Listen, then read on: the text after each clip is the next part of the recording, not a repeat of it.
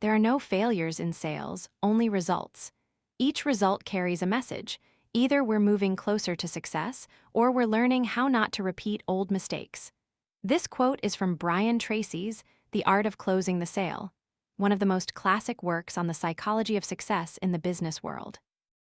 But what sets this book apart isn't its clever closing tips or sophisticated communication techniques, but rather how it unveils the human element behind every pitch, rejection, and persuasive effort. Tracy doesn't speak of sales as a profession, but as a spiritual journey. A journey where every encounter is a mirror reflecting our own fears, perseverance, and beliefs. Readers easily recognize that beneath the practical language lies a deeply human philosophy. To sell anything, one must first sell oneself, not with flowery words, but with genuine presence. The book presents a simple yet profound paradox. The art of closing a sale doesn't begin at the final moment when the customer nods, but at the very first moment when the seller stops being afraid. In reality, everyone is a salesperson in some way. We persuade others to believe in our ideas, in our abilities, even in our affections. But few stop to ask, if I don't even believe in what I'm saying, how can I expect others to believe? This book doesn't teach us how to speak to win, but how to be silent so others want to listen. It doesn't teach us to force anyone to buy, but to understand when to stop and let them choose for themselves. It doesn't celebrate skill, but honors courage, the only thing that makes an offer trustworthy. And perhaps the most important question readers will carry with them after closing the book is this. In this life full of negotiations and choices, what is the deal you still haven't dared to close? A dream, an opportunity, or the belief that you deserve more? The day I started selling, I didn't understand why I failed. I carried brochures, a smile, and hope. But every time I had to utter the final sentence, the offer to buy, I choked. My heart pounded, my mouth went dry. And then I let customers say the familiar phrase, "Let me think about it." I left with the naive belief that they would actually call back, but no one ever did. Then one day, I realized the painful truth. The problem wasn't the product, the price, or the market. The problem was me. I was terrified of the final act, afraid of rejection, afraid of facing the word no. That fear bound all my efforts until one rainy afternoon, when a customer said, "Call me back later, I need to think it over." I replied, trembling but resolute, "I'm sorry, I won't call back. You already have enough information to decide. Why not do it now?" The man looked at me, then nodded. He signed the order. That was the moment I understood that the biggest barrier for a salesperson isn't the buyer, but the fear within themselves. From that moment, everything changed. I closed 3 deals in less than an hour, more than the entire previous week combined. A new belief ignited within me. If I dared to close, I could succeed. And then I began my journey to learn everything about the art of selling. Success in sales doesn't start with skill. It begins with character. A good salesperson doesn't just know how to speak, but knows how to live with the spirit of an owner. I learned to see myself as an independent entrepreneur, the master of my own life, taking absolute responsibility for my results. Every morning I woke up, I wasn't just working for someone else. I was running a business named after myself. When I understood this, I stopped waiting for someone to teach or help me. I taught myself. I read every sales book I could find. I listened to tapes, took notes, experimented. I realized the world only rewards those who invest in themselves. No one can save you if you don't save yourself. A successful salesperson is someone who loves themselves enough to constantly improve. They are confident because they respect themselves, and therefore, they also respect their customers. Without self-respect, you'll never dare to ask a customer to buy because you implicitly believe you're not worthy.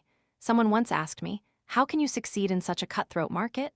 I said, "Start by believing you deserve that success." When you believe, your behavior will change. You'll work harder, be more proactive. You'll dare to face failure without losing spirit. And the interesting thing that happens when you believe in yourself, customers will believe in you too. They sense that energy. People don't buy the product first, they buy belief. Success isn't for those who blame. The best people I've ever met all share one trait: they don't make excuses when results are poor. They don't say customers are difficult, the market is bad, or the boss isn't supportive. They say, "I wasn't good enough." And that statement paves the way for improvement. Some people think they are employees, so the company should be responsible for their training. But if you see yourself as an employee, you'll act like one, waiting for orders, afraid to make mistakes, hesitant to try.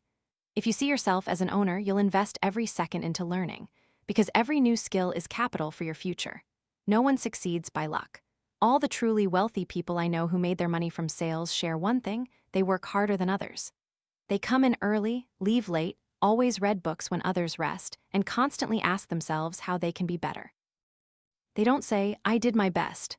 They ask, "What more can I do?" Success, after all, is a destination. It's the repeated habit of effort. Once I met a young man who said he had no ambition, he just wanted to get by. I told him bluntly, "If you lack aspiration, you'll always be a follower." In this world, no one can live fully without the fire of wanting to rise. Aspiration isn't greed, it's respect for your own potential. But aspiration alone isn't enough. You need empathy for the customer. Understand them as you understand yourself. When you genuinely wish others well, they feel it, and that's when they trust you. Sales, in essence, isn't about forcing others to buy. It's about helping someone solve their problem with a solution you believe in. If you view it that way, closing a deal is no longer scary. You're not taking anyone's money, you're delivering value. Every salesperson has to pay a price before reaping success. The price of time, of discipline, of failing repeatedly without giving up. Only those who dare to pay that price go far, and their reward isn't just money, but a sense of freedom. Because they know they're controlling their lives with their own hands. Every sale starts from within. Before you persuade others, you must persuade yourself that you are good enough, the product is good enough, and the world needs what you're offering. Only then will every word you speak hold true power. When I realized that success wasn't out there, but within myself, everything gradually became clearer. The difference between an average salesperson and an outstanding one isn't technique, but belief. You can only persuade others when you yourself are first convinced. I've met many people who tried to sell products they didn't believe in. They said the right words, followed the right procedures, but their eyes were empty. Customers sense that. No one believes someone who doesn't believe in what they're saying. Therefore, before learning how to speak, you must learn how to believe. Believe that your product is good.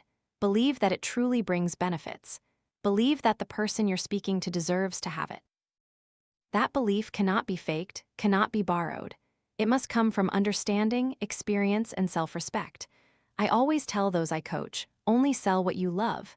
If you don't love the product, you'll never sell it honestly. So, choose work that makes you feel proud to talk about. When you speak with genuine passion, every word becomes persuasive without needing tricks. I remember once a customer asked me, "Do you really believe this product can help me?" I looked him straight in the eye and said, "If I didn't believe, I wouldn't be sitting here." He nodded and signed. I understood that people don't buy logic, they buy emotion, and the strongest emotion is trust. But trust cannot be separated from honesty. You can't deceive others and expect them to trust you forever. Honesty is not just ethics, it's the only long-term strategy. Customers can forgive mistakes, but they never forgive deceit. When talking about a product, I always point out both its strengths and weaknesses. You'd be surprised to know that this very frankness makes people trust you more, because they see I'm not trying to sell. I'm sharing a belief built not when you're perfect, but when you're real. And to be real, you need to understand the customer. That's where empathy becomes strength. Empathy isn't about appearing friendly, it's about seeing the world through the other person's eyes. When you do that, you no longer think how to close the deal, but how to help them be better. And strangely enough, precisely when you stop thinking about selling, the selling happens naturally. A salesperson lacking empathy will only see numbers, but a salesperson with a heart will see the human behind those numbers, someone struggling with their problem, hoping someone can help them solve it. Selling is, in essence, the art of paid help. However, empathy without courage can easily turn into weakness. Many people are too afraid of offending customers to dare to ask for the purchase. They hear the customer say, "I'll think about it," and smile goodbye.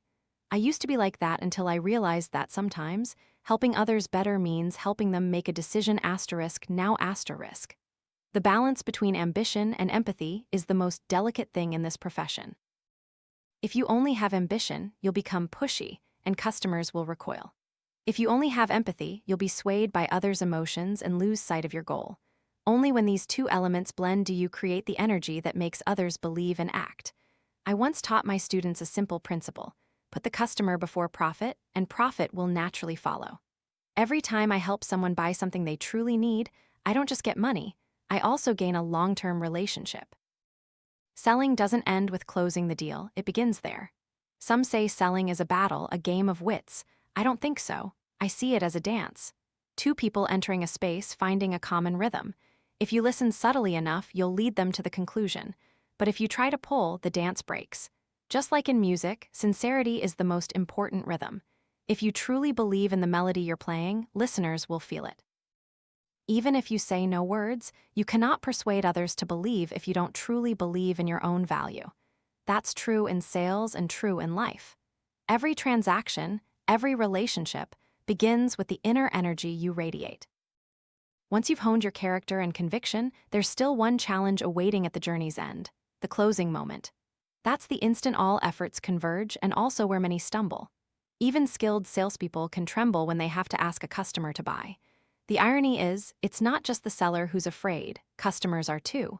They fear being misled, making mistakes, losing money, feeling regret. These two fears collide, making the atmosphere thick. If you're not calm enough, that moment will pass and the opportunity will vanish with it. I've witnessed many people prepare everything perfectly. They introduce well, explain well, build trust. Then they falter at the very last minute, just a moment of silence. Then they say, "I'll send you the information later, okay?" And just like that, it's lost. When you don't dare to close, you don't just lose a contract, you lose your self-confidence. To overcome this, I learned to look at the entire process in reverse. I no longer thought how to close the deal, but how to naturally lead the customer to that decision. I started planning the close from the very beginning. Each meeting was a journey of emotional guidance. I didn't speak nonsense, didn't show off my knowledge. I focused only on what made the customer feel understood. I asked questions, listened, so that each answer led me to the point I needed to reach. And by the time they knew enough, wanted enough, believed enough, closing the deal was merely the final act of agreement. I realized that selling isn't imposition, it's helping others overcome their own hesitation. Buyers often don't know what they're afraid of, they offer excuses to delay. But in reality, they just want someone to help them feel secure in making a decision. That's the salesperson's role. If you truly believe in your value, you won't be afraid to propose the purchase. You know that offer isn't about taking something away, but about giving them something better. And if you don't dare to speak up, you're denying them the opportunity to have that something. I always remember the 6 elements that make for a successful close. First, you must carry positive energy and a genuine desire to help the customer. That energy transfers to them. Second, you must clearly understand what they need. You can't sell if you haven't listened. Third, they need to clearly understand the product's value, seeing how their life will be better. Fourth, they must trust that you're telling the truth, that you won't abandon them after they sign. Fifth, they must genuinely want what you're offering. Without desire, all logic is futile. And finally, the product must genuinely be right for them. No magic can save a product sold to the wrong audience. If any of these 6 are missing, don't close, go back, listen more, ask more. But if all 6 are present, don't hesitate, close immediately. I still remember the first time I applied this method. I was talking to a shop owner, and I sensed he was ready. No more skeptical glances, no more leaning back. I just gently asked, "So, shall we start today?" He nodded, as simple as if everything had been predetermined. When you close at the right moment, you don't need to push because the decision has already formed in the other person's heart. Someone asked me, "How do you know when a customer is ready?" I said, "Listen with your whole body." When they start nodding slightly, asking detailed questions, or are silent but their eyes are no longer defensive, that's the signal. Trust your intuition because it's born from experience. Another important thing is not to prolong it like an open wound. The more you hesitate, the more it hurts. Help them move through that moment quickly, clearly, decisively. Don't beat around the bush, don't say more, ask, then be silent. The silence after a closing question is the most powerful weapon. Many people fear it, trying to fill it with words. But in silence, the buyer is thinking. They are persuading themselves. If you interject, you break that process. Let silence do its work. I used to call that moment the moment of trust. Because when you are silent, you are telling the other person that you trust them, and that very trust makes them trust you back. Closing a deal isn't the end of a conversation, it's the beginning of a relationship. Each successful close, you don't just get a contract, you gain someone who trusts you. If you nurture them correctly, they will return, they will refer you, and that circle will expand indefinitely. Conversely, if you only focus on making money, every transaction will be a struggle, and no one wants to meet someone who makes them feel tired, even if they bought something. When I understood this, I stopped thinking about sales figures. I thought about trust, and I realized that whoever captures trust will never lack contracts in the world of sales. The first thing I learned after many years is that without objections, there are no sales. Every objection is just a signal that people are interested, considering, and looking deeper into what they truly want to know. Only when they care do they ask questions. Only when they hesitate do they need us to stay. That's why I no longer fear rejections. I've started to welcome them. An objection isn't a closed door, but a door just slightly ajar. Whenever someone says, "Let me think about it," "I'm not so sure," or "the price is too high," I know I've just touched the most real part of the conversation. It's there that true selling begins. In my journey, I realized that unsuccessful salespeople often fear objections like a plague. They avoid them, cut conversations short, and quickly retreat to save face. But professional salespeople are different. They see objections as a roadmap. Every question, every hesitation is a signpost leading to where the customer is still struggling. I often tell my students to count how many times they get questioned. If you hear no objections throughout the conversation, it means you haven't truly engaged their mind. An objection is a sign of life in the conversation. If the other person is silent, everything is dead. I call it the law of 6 objections. Even if you hear hundreds of reasons each week, they all boil down to 6 main categories. People might hesitate due to price, quality, fear of a better competitor, doubting your ability, worrying about the company's reputation, or simply because what you're selling is too new. Beyond these 6, there's nothing else. When you understand the nature of these 6 groups, you'll stop feeling overwhelmed. You'll know what you're facing. And then, instead of confusion, you'll proactively prepare bulletproof answers for each type of objection. I spent weeks writing down every phrase customers used to delay. Then I grouped them and found ways to respond. Sometimes my answer wasn't words, but evidence. I showed them thank you letters from old customers, people who once doubted and were later satisfied. I showed them numbers, results, and real certifications. One vivid piece of evidence is stronger than 10 affirmations. Once, I met such a difficult customer that everyone else gave up. He constantly changed his reasons, saying he needed more time, that the budget wasn't enough, that he had to discuss it with partners. I didn't argue. I just gently asked, "Are we really talking about money?" Then I was silent. He looked at me for a few seconds, then nodded. And in that silence, the atmosphere changed because I dared to touch on what he was truly worried about. I learned that silence at the right moment is the most subtle scalpel in sales.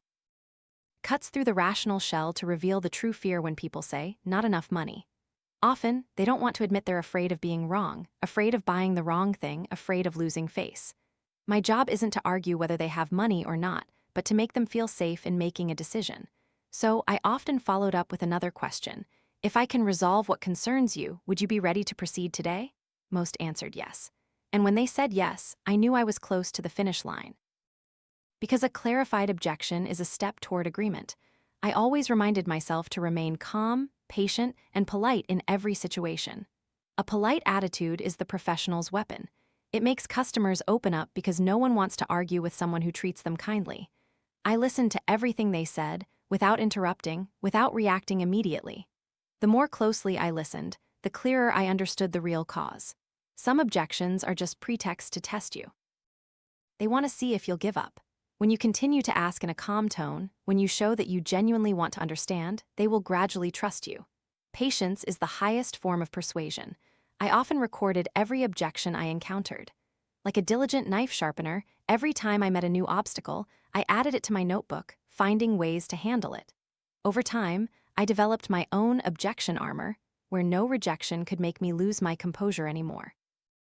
And at that moment, I realized that the best salespeople never try to win an argument. They only try to understand the fears of others. Because once you understand, you can gently but surely guide them through it. Success in sales, after all, doesn't come from eloquence, but from the ability to listen with all your heart. Objections are merely a form. What hides behind them is always emotion. When you see that, you're no longer afraid. You start to see objections as a gift because, thanks to them, you're allowed to step deeper into human psychology, where all true decisions are made. When I realized that objections weren't barriers but signals, the way I conversed with customers changed completely. I no longer thought about how to overcome them, but how to walk with them to a new perspective. Because in most cases, what they call a reason for rejection isn't the real reason. It's just the surface of an unnamed anxiety. People say the price is too high, not because of the price itself, but because they haven't seen the value. People say, I don't have money yet, not because their pockets are empty, but because they don't feel secure enough to spend.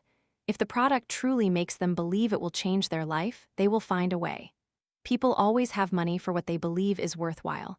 Therefore, my task was no longer to justify the price, but to help them see the value. I started restructuring my proposals instead of arguing. I didn't say, it's not expensive. I said, it's worth it. I didn't ask, why aren't you buying? I asked, what is your biggest hesitation? Such questions open doors instead of closing them. Once, a customer told me that the insurance program I introduced was twice as expensive as others. I didn't rush to contradict him. I took out a pen and paper and calculated with him. So, if we divide this expense by month, it's just like one dinner out per week. In return, you're buying peace of mind for your entire family for the next 10 years. Is that dinner worth that peace of mind? He was silent for a few seconds, then nodded. All objections can dissolve when people are helped to see things in a different time frame. I often applied a simple principle: break down the fear, magnify the value. When a number scares people, divide it into parts they can accept. When a value is underestimated, show its true importance in their lives. By doing so, not enough money becomes affordable, and let me think about it becomes let's get started. In every conversation, I always reminded myself that a skillfully handled objection is the first step to closing the deal. If the customer is still debating, it means they're still in the game. Only when they're silent do you truly lose them. At this point, a special technique became my tool. I call it summarizing benefits before closing. After listening and addressing all concerns, I didn't ask, so, are you buying? Instead, I said, we've reviewed all the important points. This product helps you save time, increase productivity, and protect your long-term investment. Have I explained everything thoroughly? When they nodded, I just gently asked, so, when would you like to receive it? That's the moment of the switch. I didn't push. I just opened the door at the right time.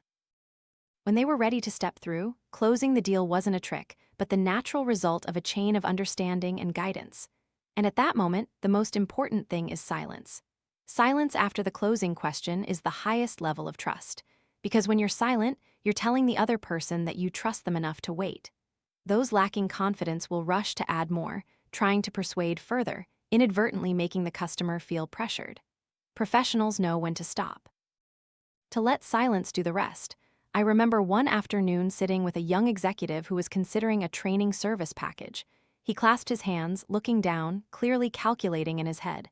I just asked, if we start today, how soon would you like to see the first results? He looked up at me and smiled. Next week. And just like that, the contract was signed. I didn't have to persuade. I just created the space for him to persuade himself. Selling isn't actually a battle of wits. It's a process of healing the fear of buying incorrectly. People aren't afraid of losing money, they're afraid of the feeling of regret. When you help them believe that this decision won't lead to regret, they will act automatically.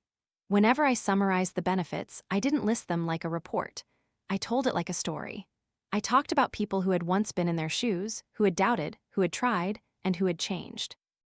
I let them see themselves in that story. People aren't persuaded by logic, they are guided by the images they imagine in their minds. And the magic happens when they visualize a better life. They no longer see risks. They only see progress. That's when I closed. I often ended the meeting with a gentle smile, a simple question. So, when do we begin? No pressure, no arguments, just an invitation to participate in something they already believed was good. A good salesperson doesn't win with words, but with patience and the ability to listen. I left the meeting without needing to feel victorious. Because if someone buys just to please me, that's not selling, that's a disguised failure. Only when they buy because they truly want to, do I succeed. I once heard a saying that made me ponder. Golfers hit hard to show off, but the true victory lies in the final putt. Selling is the same. Anyone can speak well or present impressively, but only those who know when to conclude truly win. Most of the money and reputation in this profession don't come from perfect openings, but from a neat, gentle, yet precise close. I started observing the best closers I'd ever met. They didn't speak quickly, weren't rushed, and didn't make customers defensive. They were like guides, leading others from doubt to trust without them even realizing they had agreed. And I realized that every question, every detail, every choice they offered pointed towards a predetermined conclusion. One of my favorite techniques is the alternative close. Instead of directly asking, "Are you buying?" I'd ask, "Do you prefer this model in silver or blue?" Instead of, "Do you want to participate?" I'd ask, "Do you want to start early in the week or midweek?" The moment the customer answered, they had already made a decision without realizing it. Because in human psychology, choosing between two things is much easier than choosing between yes and no. Many people think the alternative close is a trick, but it's actually a way to help customers overcome the paralysis of hesitation. They've believed, they've understood, they just need a reason to act. That gentle question is that reason. It's like standing by a lake, hesitating whether to jump in, and someone says, "The water's cool, go on, try it." And you step in before you even know it. I remember once selling a service package to a large company. The meeting lasted almost 2 hours, everything went smoothly. But at the very end, the director just sat in silence, neither agreeing nor refusing. I didn't ask if he would buy, I just asked, "Would it be more convenient for your team if we started implementation on Monday or Wednesday?" He looked up and said, "Wednesday." And that was it. Sometimes, closing isn't an end but the first step of action. Another technique I consider a masterpiece in this profession is the puppy dog close. Its name comes from the image of a pet store owner who, instead of trying to sell a puppy, says, "Just take it home for a few days and see.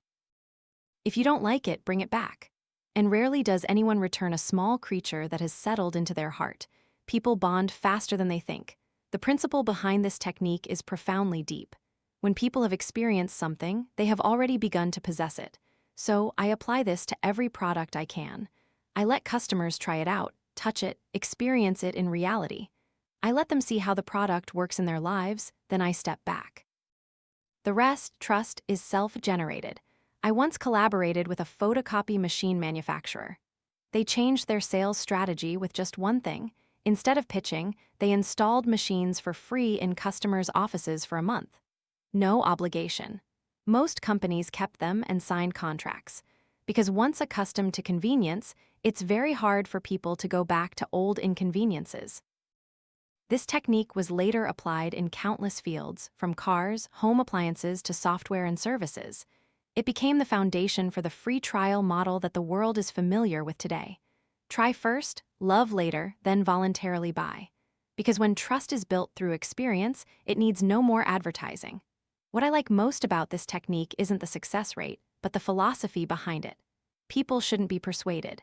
They should be allowed to experience. A good salesperson doesn't force anyone to believe them. They just create conditions for the truth to speak for itself. A customer once told me, "You weren't trying to sell me anything, but I wanted to buy." That was the biggest compliment I ever received because it meant I had done it right. I didn't make him feel manipulated, but helped him feel free to choose.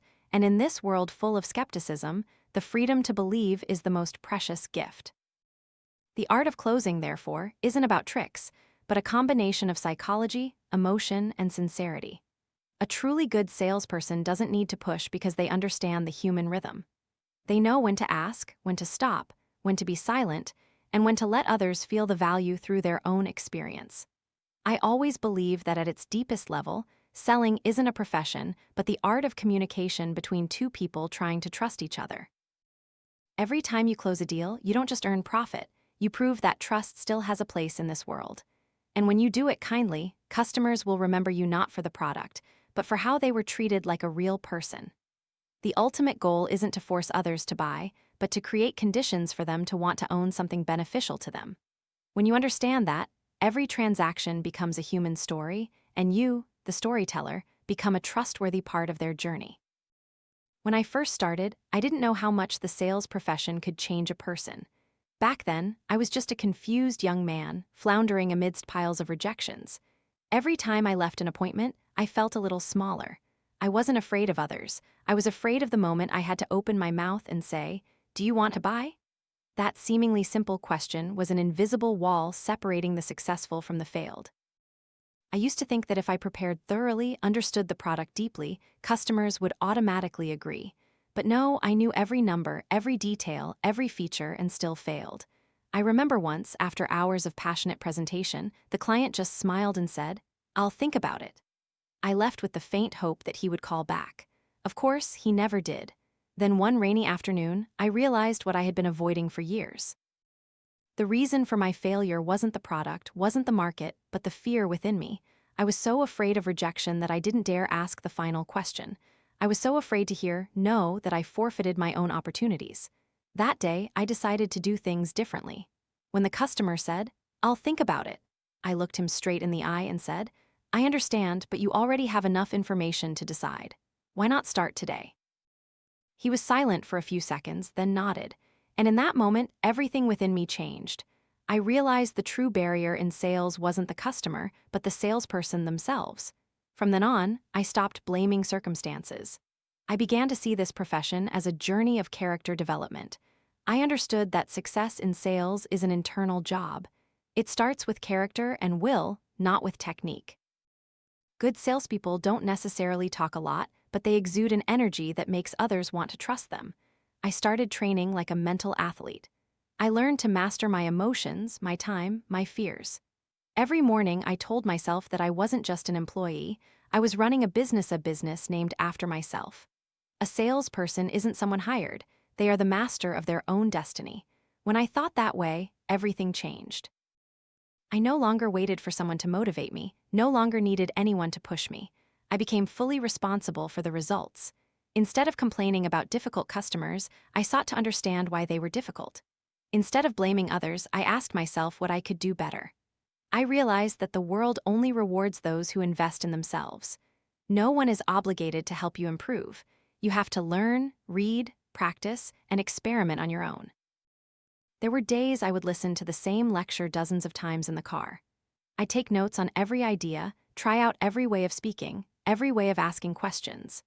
I read every book about people, about psychology, about communication. And the more I read, the clearer a truth became. Selling isn't about persuading others, it's a process of changing yourself. When I started to love my work, love the product, and believe that what I was selling was truly beneficial, everything became easier. People sense your belief before they hear your words. Customers don't buy products, they buy the emotions you bring. And that emotion only appears when you have absolute confidence in the value you're offering. I once met an old colleague who constantly complained about being unlucky. He blamed the market, his boss, his customers. I just smiled. Successful people don't blame. They see every failure as a personal training session. They don't ask why me? But what do I need to learn from this? One day, I wrote in my notebook, "I am the source of all results in my life." That statement became my guiding principle. When you take full responsibility, you are no longer a victim of circumstances. You become its controller. There were times I was tired, wanted to give up. But then I remembered the feeling when the first customer nodded and signed the order. That feeling wasn't just joy, it was proof that I had overcome myself. Every sale begins with the salesperson selling themselves to themselves first. If you don't believe you deserve success, no one else can believe you. I understand that this profession isn't just a job, it's a life school. It taught me patience, observation, and how to remain calm in all situations. It taught me that the strongest person isn't the loudest speaker, but the one who can smile even when rejected. From then on, I stopped fearing the word no. Because every no only brought me closer to a yes. And most importantly, I no longer sold just to make money. I sold because I believed that if I provided true value, the reward would come naturally. After many years in the business, I realized something that seemed simple, yet changed my entire approach to customers. People only trust you when you truly believe. Not believe with words, but believe with your eyes, with how you hold the product, with the rhythm of your voice, with how you pause when they're thinking. Belief is something that cannot be faked. It has its own scent, its own timbre, and the other person always senses it. I've witnessed salespeople speak as if reciting from memory. Smiles were carefully rehearsed, every word perfect, yet customers still didn't buy. Not because they lacked skill, but because they lacked sincerity. Fake belief cannot create real transactions. People may not be able to analyze the reason, but they know when you're putting on an act. That's why I started to redefine my entire relationship with the product. I no longer saw it as an item to sell, but as a promise to keep. If the product wasn't good enough for me to recommend to my own loved ones, I wouldn't sell it. When I only stood by what I believed in, I spoke more naturally. My eyes were calmer, and people began to trust me. Belief creates a strange energy. It gives weight to every word. Customers feel that energy, sometimes even before they understand the logic. Some say sales is the science of psychology. I see it as closer to the art of emotion. Because every decision begins with emotion, logic only comes later to rationalize it. Alongside belief, I learned another even more powerful value: honesty. Good salespeople don't hide the product's flaws. They state them clearly, but at the same time, point out why that doesn't detract from the overall value. It's this transparency that reassures customers. When you dare to admit imperfections, you become more trustworthy than 1,000 advertisements.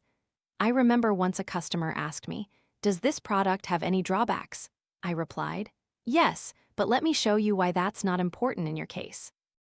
He laughed and said, "You're the first salesperson who didn't deny what I asked," and he signed the contract shortly after. Being honest doesn't reduce opportunities, it opens up trust. But honesty alone isn't enough. Empathy is what truly retains people. I learned to genuinely listen, not just listen to respond, but listen to understand. When customers say, "I need more time," they rarely mean what they literally say. Hidden beneath are fears, hesitation, financial responsibility, worries about making a mistake. And when you understand that deeper layer, all answers become gentler. I started changing how I asked questions. Instead of saying, "What are your remaining concerns?" I said, "If you were me, what would still make you hesitate?" That question isn't confrontational. It opens up a space for the other person to express themselves. And when they speak, they're already halfway to making a decision. Selling isn't persuasion, it's revelation. I also realized there's a fine line between empathy and weakness. If you're too yielding, you'll be swayed by the customer's emotions. If you're too rigid, you lose credibility. The important thing is to maintain a balanced rhythm. Listen with your heart, but guide with your mind. Professional salespeople don't chase emotions, they control them. I've met customers so difficult that everyone dreaded them. They'd interrupt, be skeptical, challenge. In the past, I'd react, trying to prove myself right. Now I just smile and say, "I understand, I used to think like you." Then I'd recount a story about an old customer who had similar worries and how satisfied they were after using the product. When we stop confronting and instead look in the same direction, all resistance naturally dissolves. I started applying this in life too. The person who understands others best is the easiest to trust. And in sales, trust is the invisible currency, more valuable than any profit. Trust, honesty, and empathy. These three elements not only helped me sell, but also transformed me into a different person. I began to see the world with more compassionate eyes. I no longer saw customers as numbers but as stories seeking solutions. I didn't speak to win, I spoke to help, and paradoxically, that's when my sales increased faster than ever. When you stop trying to sell, you start being bought. Everyone has a sophisticated emotional antenna. They know when you're genuine, when you're just trying to hit a quota. And in a world full of advertisements, sincerity becomes a rare weapon. I realized that I wasn't just selling products, I was selling belief in myself. And for others to believe, I had to live true to what I said, from my gaze, gestures, how I answered the phone, to how I kept my promises. Everything contributed to creating the image of someone others could trust. You cannot convince anyone to believe if you don't believe in your own worth. That's the truth I learned, not from books, but from countless meetings, countless handshakes, and even countless rejections. Therefore, before each new day, I always ask myself, do I still believe in what I'm doing today? If the answer is yes, I know I'm still on the right path. In the most critical moment of a sale, both seller and buyer experience the same emotion: fear. The seller fears rejection, while the buyer fears making a mistake. These two fears meet, and in the middle is a silence as taut as a violin string. Whoever controls that moment wins. I used to think that to be good at sales, you had to talk a lot, had to close quickly before the customer changed their mind. But the longer I did it, the more I understood that silence at the right time is the lever of confidence. When you ask a closing question, don't say more, don't defend, don't try to persuade. Let the silence do its work. Because in silence, customers hear their own voice most clearly. I remember once, after a full presentation, I asked, "So, when would be convenient for you to start?" Then I sat still. 10 seconds, 20 seconds, 30 seconds. I said nothing. The man in front of me looked down, then up. "Monday, okay?" I smiled. the power of silence lies in forcing others to confront their choices. This led me to a crucial principle I constantly repeat to my students. Every buying decision is made emotionally, then rationalized by logic. People don't buy because of a low price or features, they buy because of the feeling that it's the right choice. The salesperson's job isn't to create that emotion, but to guide it naturally, without force. Therefore, I always prepare the close from the very beginning of the conversation. I don't wait until the last minute to think of how to persuade. Every question, every example, every story guides the customer to a single conclusion. This is right for me. And when they reach that point, closing the deal becomes a logical action, no longer a forced one. You can see that good salespeople don't force, they guide. They don't use strength, they use rhythm. They know when to push, when to stop, when to let the customer feel they are in control. Because if customers think they are being persuaded, they will resist. But if they believe they chose themselves, they will defend that decision to the end. Human psychology has an interesting rule: everyone wants to be right with themselves. Therefore, if you help customers see that the decision to buy is a natural continuation of what they already believe, you don't need to persuade anything further. Closing the deal is just the final step of the journey, helping them keep their word to themselves. I often tell colleagues, don't close out of fear of losing. Close because you believe they need it. The difference lies in the energy. If you close out of fear, your words will tremble. If you close out of belief, your voice will be steady, and people always trust those who believe in themselves. There's a small but incredibly powerful technique. Ask the closing question gently instead of as a command. Instead of saying, "Are you buying?" say, "If everything is satisfactory, when would you like to start?" That question doesn't create pressure, but leads the customer directly to the decision point. It makes them visualize themselves owning the product and needing just one more step to make it real. When customers still hesitate, I neither object nor retreat. I just ask, what is it that's holding you back? Often, the answer reveals the true worry. Some fear costs, some fear risks, some just need more time. And when fear is named, it loses half its power. Closing a deal isn't about defeating objections, it's about helping others overcome their fears. Once I understood this, I no longer saw selling as a battle of wits. That's a parallel journey where the customer and I walk together to their point of security. And at that point, I don't need to close the transaction. I simply open the door gently for them to walk through. In every close, I learned something new about people. I saw that trust, when built correctly, can sway even the most cautious hearts. I understood that respect doesn't come from winning arguments, but from others feeling heard. And most importantly, I realized that closing a deal isn't an end, but the beginning of a relationship. I've had customers return years later just to say, "Thank you, because that time I didn't push them." Those words are worth more than any contract, because they are proof that I chose the right path. Build trust first, and sales will follow. And every time I look back, I clearly see that all my success didn't begin with technique, but with the growth of a person who learned to believe, to listen, to be silent, and to wait for the right moment to invite others to step through the threshold of trust. Every good book ends with a question, not for the writer, but for the reader.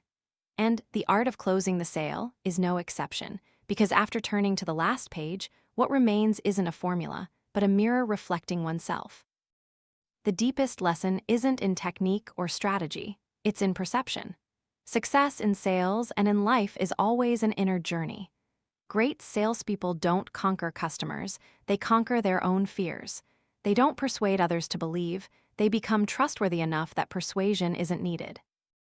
This book doesn't just teach us how to close a deal, but how to restart ourselves, to dare to look directly at the fear of rejection, to dare to learn from every failure, and to dare to believe that we can be better than yesterday. That requires courage, a courage that isn't ostentatious or noisy, but quiet, persistent, and deeply human. Every yes in life opens up after many no's. The only difference is whether you have enough patience to go through that chain of no's. Every rejection is a test. Every silence is a hidden opportunity. Those who know how to listen will find answers in those gaps. And on a deeper level, Brian Tracy's book is a metaphor for anyone looking to close something bigger, not just a contract, but a dream, a goal, or self-belief.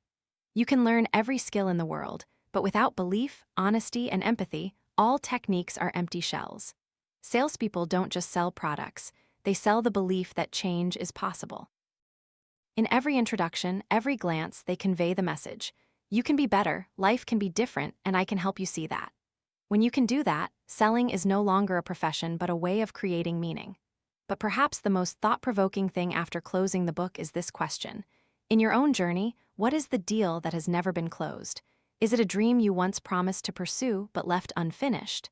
A commitment to yourself that you always postpone? Or the self-belief you've lost in your own abilities? If you stop and answer honestly, you'll see that what Brian Tracy wants to say isn't just for the business world. It's for everyone learning to sell their belief to themselves. Ask yourself today, am I living as someone worthy of trust? Am I investing in myself as my most valuable asset? Am I dedicating all my energy to creating real value or just repeating safe, familiar things? If the answer is still vague, perhaps it's time for you to close the most important deal. Close with yourself that you will begin. No customer is harder to persuade than yourself, but once you make yourself believe, all other doors will open automatically. Sales, after all, is a metaphor for life. Every day we stand before someone, sometimes others, sometimes ourselves, and try to sell an idea, a belief, a dream. And the winner isn't the best talker, but the deepest listener. So, after understanding everything this book has to offer, what will you choose to close in your life today?